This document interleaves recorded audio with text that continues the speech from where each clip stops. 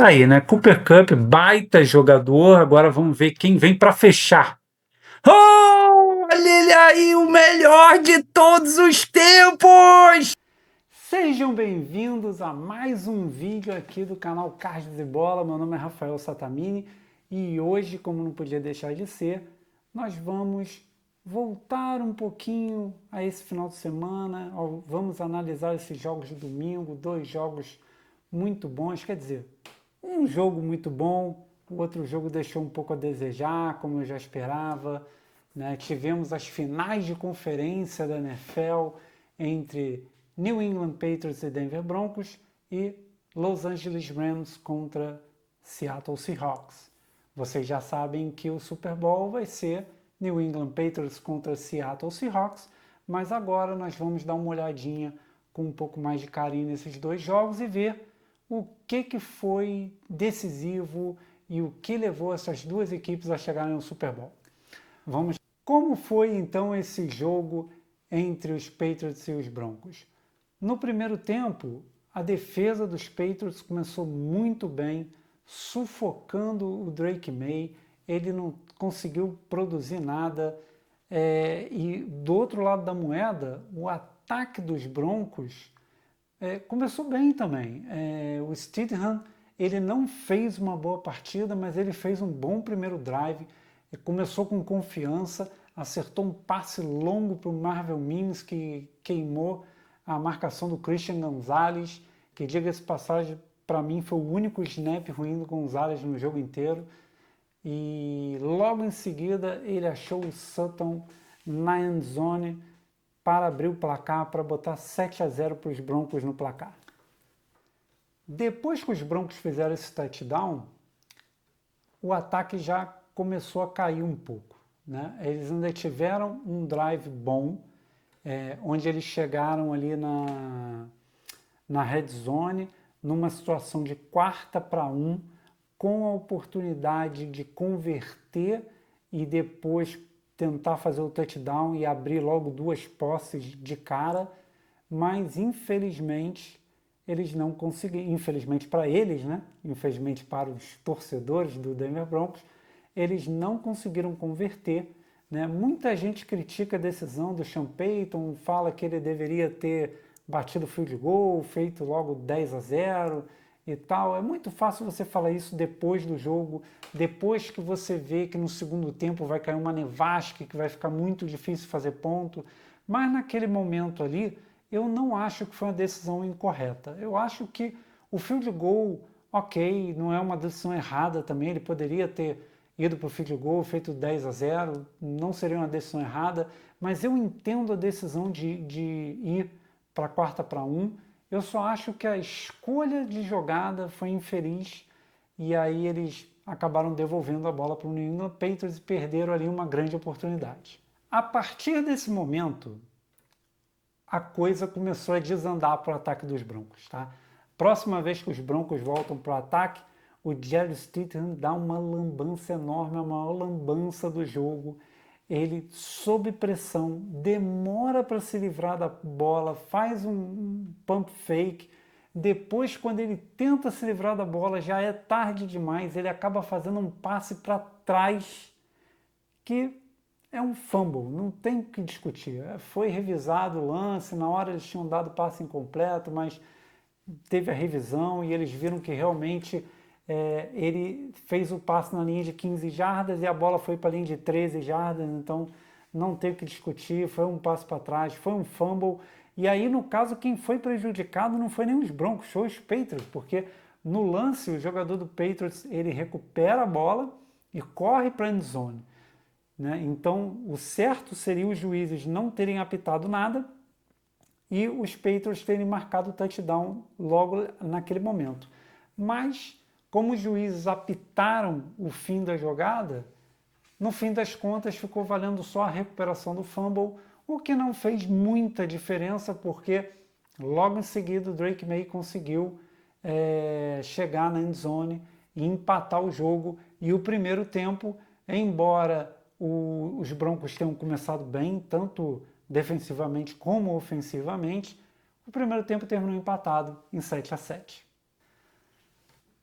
No início da segunda etapa é que os Patriots começaram a apostar no jogo corrido, que eu falei aqui no nosso vídeo anterior, que ia ser uma diferença, que os running backs dos Patriots poderiam ser a diferença para a vitória, e somente no terceiro período, no primeiro drive do terceiro período, a gente viu os Patriots insistirem no jogo corrido, o jogo corrido entrou bem, conseguiram fazer um bom drive, não conseguiram chegar na end zone, né, não conseguiram converter em touchdown, mas o drive foi bom, foi um drive longo, cansou a defesa dos Broncos e terminou com um field goal, colocando os Patriots na frente nesse momento, um placar de 10-7. Depois que os Patriots fizeram esse field goal e abriram 3 pontos no placar, aí os elementos começaram a influenciar no jogo. A neve aumentou de intensidade, o vento aumentou de intensidade, e aí a diferença técnica ficou mais gritante ainda. O Jarrett Stidham não estava conseguindo completar passe nenhum. O Denver Broncos não tem um jogo terrestre competente, o que para esse jogo se fez necessário, faltou aos Broncos. E os Patriots, embora também não tivessem conseguindo fazer muita coisa, pelo menos o Drake May estava conseguindo ganhar jarda com as pernas, se aproveitar quando a defesa virava de costas para ele. E eles conseguiram até fazer um bom drive na neve, deixou o Boreali, né, que é o kicker deles, em condição de bater ali um field goal que numa situação normal seria um field goal fácil de converter, de 40 e poucas jardas, mas infelizmente ele não conseguiu converter em virtude do clima. Aliás, não foi o único field goal que ele perdeu, se eu não estou enganado, o Borealis perdeu 3 field goals, e o kicker do Denver Broncos, né, o Lutz, também perdeu um field goal. Infelizmente estava muito difícil converter field goals naquele clima, o que com certeza refletiu no placar final do jogo. Faltando 3 minutos para acabar o jogo, os Broncos ainda tiveram uma última chance, um último drive. As condições climáticas continuavam horríveis, mas a essa altura do campeonato, Sean Payton e o Jarrett Stidham não tinham outra alternativa. Era bola aérea, era ganhar jardas pelo ar, não tinha o que fazer. Eles estavam jogando não só contra o placar, mas também contra o relógio. Infelizmente, para a torcida dos Broncos, Stidham jogou a bola para o alto, tentou desesperadamente fazer uma conexão, tentar ganhar uma boa quantidade de jardas, tentar converter um first down. Não conseguiu, ficou fácil para o Gonzalez interceptar a bola. O Gonzalez que estava jogando muito bem, e a interceptação acabou só consagrando a partida boa que ele vinha fazendo até ali e botando aí praticamente um ponto final no jogo. Placar final: New England Patriots 10, Denver Broncos 7, e os Patriots voltam ao Super Bowl. Ah, Rafael, você deixou entender que o destaque do Patriots foi o Christian Gonzalez, não foi o Drake May, é isso mesmo? É isso mesmo. O Drake May, nada contra o garoto, tá? Eu acho que ele pode ter uma excelente carreira, muito sucesso à frente dele, pode até ganhar um Super Bowl daqui a 2 semanas, não é impossível. Embora eu acho que o favorito vai ser o Seattle Seahawks, né? É o Seattle Seahawks, e não sou eu que estou dizendo isso, as casas de aposta concordam e tal. Mas na partida agora de domingo, o Drake May não fez nada demais. Não, foi uma partida que ele até deixou a desejar. Ele lançou para 86 jardas, o rating dele foi 58%. O lado positivo é que ele ganhou algumas jardas importantes com as pernas, converteu alguns first downs em momentos importantes, mas nada assim demais que dê para colocar ele como destaque do Patriots na partida. Do outro lado, do lado do Denver Broncos, os destaques para mim foram as partidas do Patrick Surtain e do Hufanga, safety, jogou muito bem também. A linha secundária, né, da defesa dos Broncos teve uma excelente partida no geral, mas esses dois para mim se destacaram mais. Mas eu acho que a gente já falou bastante dessa final da AFC. Vamos ao jogo mais antecipado, ao jogo mais emocionante do domingo, que foi a final da NFC entre o Los Angeles Rams e o Seattle Seahawks. Esse jogo já começou bem. Já começou lá em cima, Sam Darnold metendo o pé na porta, acertando um passe em profundidade lindo para o Rashid Shaheed, que queimou a marcação logo assim que ele saiu da linha de scrimmage. O jogo começou sensacional. Esse passe já deixou o Seattle lá na cara do gol. E o Kenneth Walker, que eu falei aqui também no nosso último vídeo, que ele era o X-Factor, era o jogador que podia fazer a diferença para a vitória do Seattle e jogou muito bem, diga-se de passagem. Ele ali na cara da endzone teve dificuldade, a linha ofensiva não ajudou, mas com um misto de força e atleticismo ele conseguiu, deu o jeito dele e entrou na endzone para abrir o placar logo no primeiro drive, botando 7-0 para os Seahawks. Logo em seguida, parecia que os Rams iam devolver na mesma moeda, mas após um lindo passe do Stafford para o Nakua em profundidade, a defesa do Seattle apareceu, conseguiu segurar o ataque dos Rams ali perto da red zone e os Rams saíram de campo só com field goal, só com os 3 pontos, diminuindo o placar para 7-3. Na sequência, o Seattle volta a campo e nesse drive teve um passe lindo para o Jackson Smith-Njigba, que ele agarra a bola aqui com uma mão e ele nem puxa a bola para ele, porque ele está quase saindo de campo, a marcação está atrás dele, ele já levou uma pancada aqui no ombro, então o que ele faz? Eu não vou puxar essa bola para o cara dar um tapa e tirar a bola da minha mão. Ele crava a bola com uma mão aqui, ele prende a bola aqui, ele sai de campo com a bola aqui na mão dele, né? A bola em nenhum momento mexe, a bola parece que ficou colada ali na mão dele. Foi uma recepção linda, uma das mais bonitas da temporada, com certeza a recepção mais bonita do domingo. E olha, fica difícil não dar o destaque para ele nesse drive, mas o Kenneth Walker também jogou muito bem nesse drive aí, também merece destaque. Contudo, não conseguiram entrar na endzone, a campanha ficou limitada a um field goal e eles abriram um pouco mais o placar, colocando 10-3 de vantagem. E aqui eu queria fazer uma observação que para mim é muito importante, de como os técnicos são importantes no futebol americano, né, na NFL.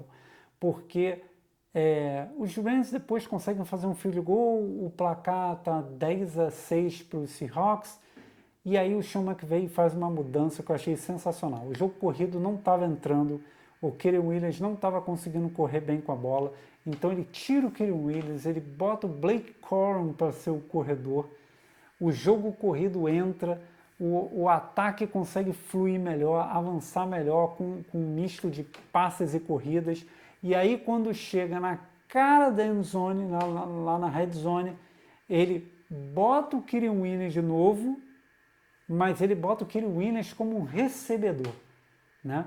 Então é uma jogada que o Rams gosta muito, que o Kyren Williams abre como recebedor para a esquerda e os wide receivers que estão na esquerda fazem a rota para o meio, levando a marcação. Kyren Williams recebe a bola no canto. Não vou dizer que ele estava sozinho, tinha alguém chegando, mas ele estava já muito perto da endzone. Touchdown Rams.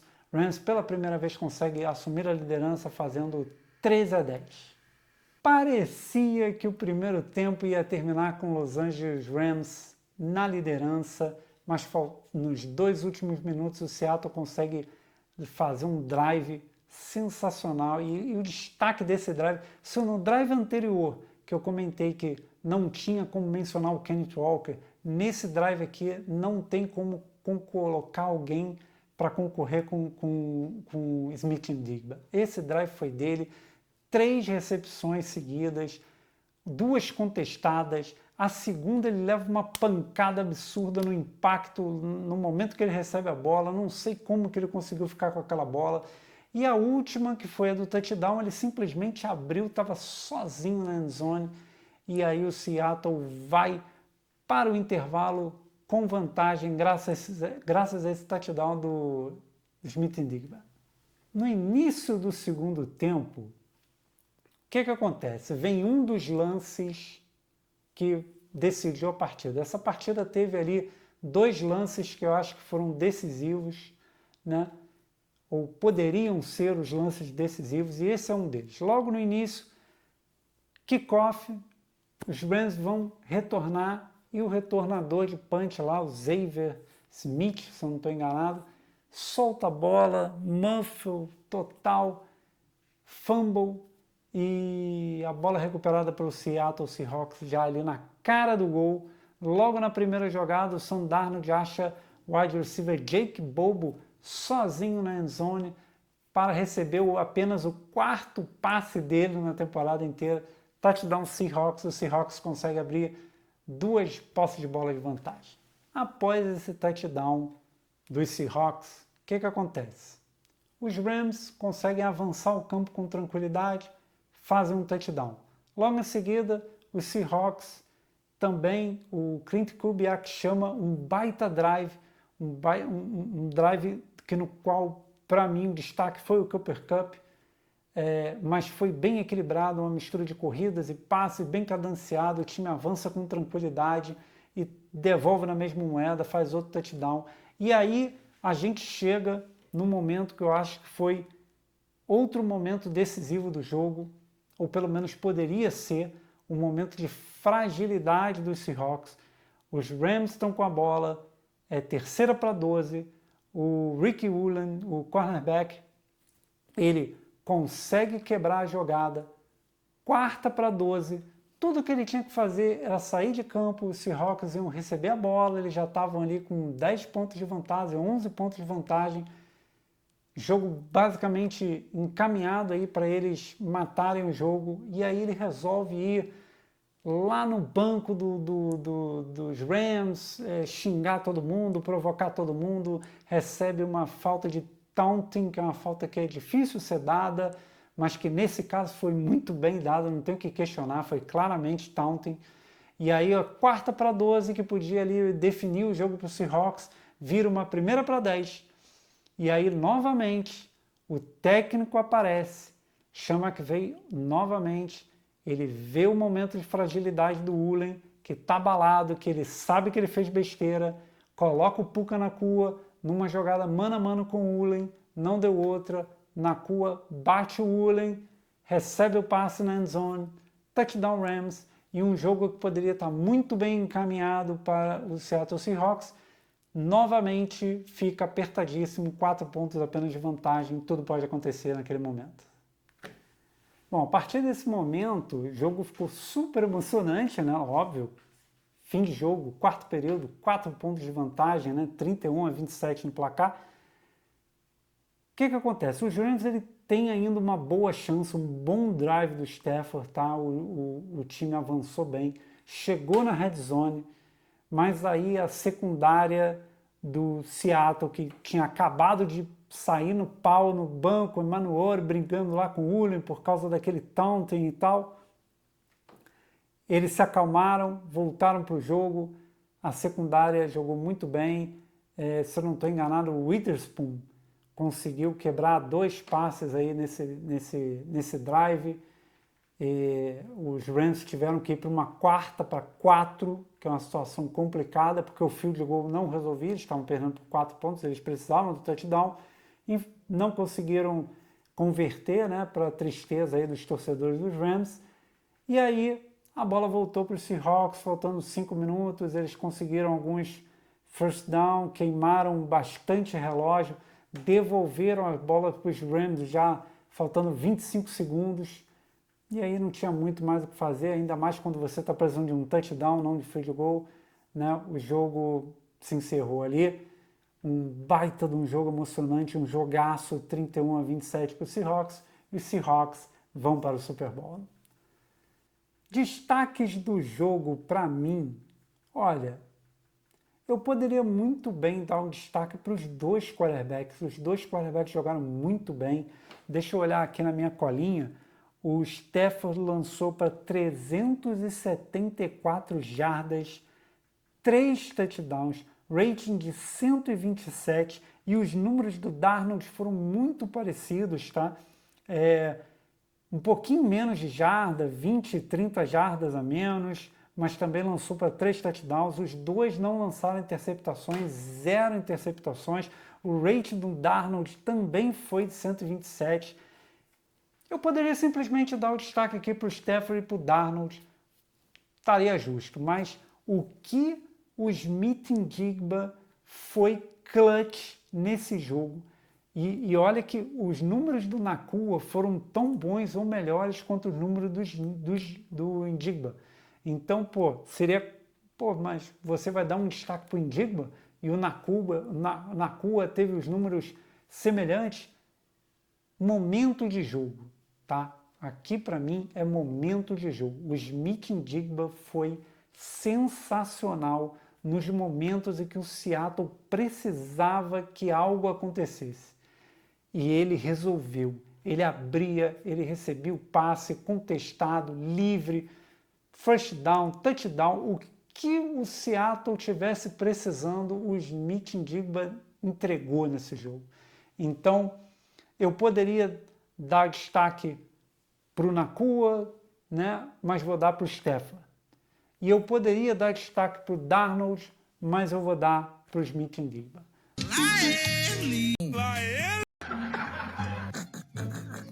Para mim, esses foram os destaques dessa partida. Então é isso, pessoal. Sobre esses jogos de domingo, a gente já falou tudo o que tinha para falar. Super Bowl entre Seattle Seahawks e New England Patriots. Daqui a 2 semanas nós vamos destrinchar tudo o que esses dois times têm que fazer para ganhar o Vince Lombardi, levar a taça para casa, mas está muito cedo ainda para isso, né? E uma coisa que me incomodou muito foi o seguinte: o nome do canal é Cards e Bola. O primeiro vídeo do canal não teve cards, não deu tempo para os cards. Então, esse vídeo aqui, embora ele já esteja ficando um pouco longo, nós vamos abrir aqui um pacote, nós vamos ver cards, certo? Então, vamos pegar agora, para você que ficou agora até o final, já deixou o like, já se inscreveu, né? Vamos abrir um pacote aqui de Score Football 2024 e vamos ver o que sai, né? Bom, pessoal, promessa é dívida. Falei que ia ter card, vamos aos cards. Estou aqui com essas geringonças todas aqui, porque é para vocês conseguirem ver a mesma coisa que eu, né? Vocês terem essa visão como se vocês estivessem abrindo os cards, né? Espero que vocês gostem. Deu um trabalho aqui para montar esse circo, né? Mas vamos lá, vamos ao que interessa. Vamos abrir um pacotinho de Score Football 2024. Esse aqui é o nosso Score Football 2024. Cada pacote desse vem com 22 cards, mas vamos ao que interessa. Vamos abrir.